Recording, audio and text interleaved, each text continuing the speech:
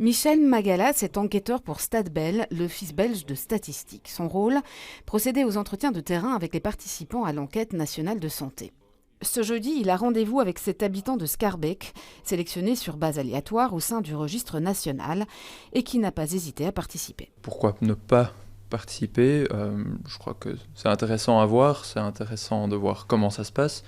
Et puis comme bon citoyen, je me dis, voilà, je peux partager mes données, il n'y a aucun souci de participer. Les questions portent entre autres sur les médicaments, les maladies ou encore les relations avec le médecin de famille. Et puis des informations qui ne sont pas systématiquement stockées au niveau des mutuelles, comme par exemple est-ce que les gens fument, est-ce que les habitudes alimentaires, les nuisances éventuellement liées au quartier, les activités sportives. Les questions plus sensibles font l'objet d'un questionnaire à part et sont complètement anonymes. Mais tout le monde n'accepte pas de répondre au premier coup, comme Martin.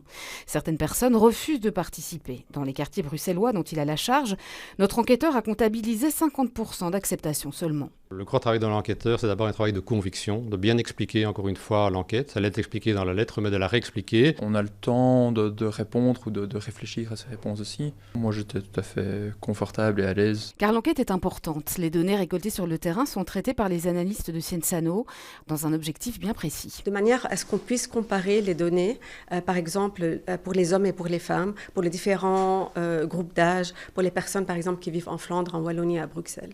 Et toutes ces informations-là, elles sont utilisées par les preneurs des décisions pour qu'ils puissent développer des programmes et des politiques de santé qui répondent vraiment aux besoins des personnes dans le pays. L'étude devrait livrer ses résultats fin 2024, début 2025.